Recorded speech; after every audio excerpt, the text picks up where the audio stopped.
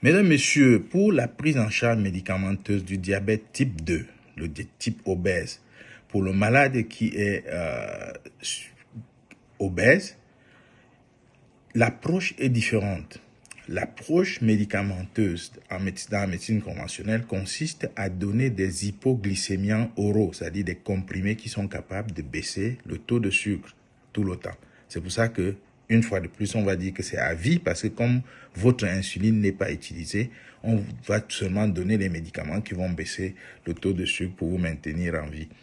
Ceci est possible momentanément, mais à la longue, les effets indésirables de ces médicaments et le fait que l'effet de suppression de la sécrétion de l'insuline au niveau du pancréas par l'axe cérébro-pancréatique concourt à ne plus, à la longue, à ne plus avoir de l'insuline du tout en quantité. Et c'est pour ça que vous verrez quand, dans la médecine conventionnelle, un diabète qui était insulinodépendant devient non insulinodépendant et vice-versa. C'est ce qui explique ça. Donc, la prise en charge du diabète type 2 se fait avec les hypoglycémiants oraux, c'est-à-dire les médicaments conventionnels, mais de plus en plus, on les évite. Parce qu'une fois de plus, ici, il faut travailler sur les cellules. Et chez celui-ci, il faut travailler sur les cellules graisseuses qui sont résistantes à l'insuline. Les cellules graisseuses résistent à l'insuline et pour attaquer la graisse ici, il y a un seul principe, c'est diminuer la sécrétion de l'insuline. C'est pour ça que chez ces malades, le jeûne fonctionne à merveille. Parce que tant que l'insuline est en périphérie, ce malade ne peut pas utiliser les graisses stockées. Et par conséquent, il garde ses cellules graisseuses et la résistance à l'insuline est permanente.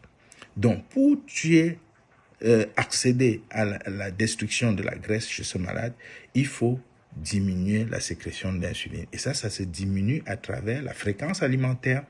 Si vous avez réussi à espacer les repas de ce malade entre 6 et 8 heures, vous avez gagné beaucoup parce que au-delà de 4 heures, il n'y a plus d'insuline qui fonctionne en périphérie et donc l'organisme va puiser dans les graisses pour donner de l'énergie à l'organisme. Donc, chez ces malades, le principe du régime est important. Il faut séparer les repas d'au moins 6 à 8 heures. C'est possible. Le malade ne va pas mourir tant qu'il boit son eau. Donc, il faut éviter absolument d'être en train de pousser avec les médicaments parce que ces malades obèses ont l'habitude parfois de manger et de prendre des comprimés sous prétexte que ça va faire que le taux de sucre baisse. Il faut éviter de les implémenter. Et ici, la nouvelle approche, c'est les jeûnes. Les jeûnes, pas les jeûnes religieux secs ou machin, mais des jeûnes bien organisés.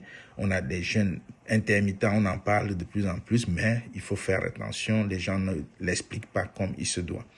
Il y a le jeûne normal que vous pouvez exécuter sans mourir comme on prétend, mais si vous ne pouvez pas jeûner du tout, rassurez-vous que vous espacez vos repas d'au moins 6 à 8 heures. Et ça vous permet donc d'utiliser la graisse dans l'organisme pour baisser la résistance à l'insuline. Je crois que c'est assez important. Le reste du régime est pareil chez tout le monde. Je vous ai dit, un diabétique peut manger comme un sujet normal parce qu'il a les mêmes besoins qu'un sujet normal. Son problème, c'est au niveau de l'incapacité de l'organisme à utiliser le sucre. Et donc, en fonction du type de diabète, il faut attaquer le problème où il se trouve. Donc, vous ne pouvez pas être en train de faire manger un diabétique 5 fois par jour, et vous dites que sa glycémie va baisser ou bien sa maladie va s'améliorer. C'est pas possible. Vous l'exposez à des complications sérieuses qui vont survenir, que vous voulez ou pas. Vous ne pouvez pas associer les antidiabétiques chez le même malade et vous attendre à ce qu'il n'y ait pas de complications. C'est pas possible parce que les effets indésirables de la plupart de ces médicaments créent les complications que vous voulez éviter très souvent. Donc, l'innovation ici aujourd'hui, c'est que il faut attaquer le problème à la source. Le problème chez le diabétique type 2, c'est la graisse, le type obèse. Il faut combattre cette obésité pour pouvoir colmater la résistance à l'insuline. Et quand vous instaurez le jeûne chez ces malades avec succès, vous avez gagné énormément et ça marche très bien. Voilà donc, il faut vous rapprocher de vos spécialistes pour bien comprendre comment jeûner, comment éviter les jeûnes stricts, les jeûnes rigoureux, religieux, secs et tout ça. Et puis, comprendre que chaque phénomène est progressif. Il faut éviter les bâtons magiques où les gens croient qu'en faisant quelque chose en 1 jour, 2 jours, ils ont résolu leur problème. Voilà donc à peu près pour la prise en charge du diabète type 2 qui est l'un des plus importants également, le type obèse qui se développe aujourd'hui chez les jeunes. Et à l'époque, on disait que c'était la maladie des Occidentaux. C'est plus vrai, c'est la maladie des jeunes chez nous et c'est très grave. Donc, faites attention à ce que vous mangez et comment vous mangez. Vous vous souvenez, nous sommes ce que nous mangeons et comment nous mangeons. Ne perdez pas ça de vue et c'est important avec le diabète type 2 aussi bien que type 1. Voilà, mesdames, messieurs.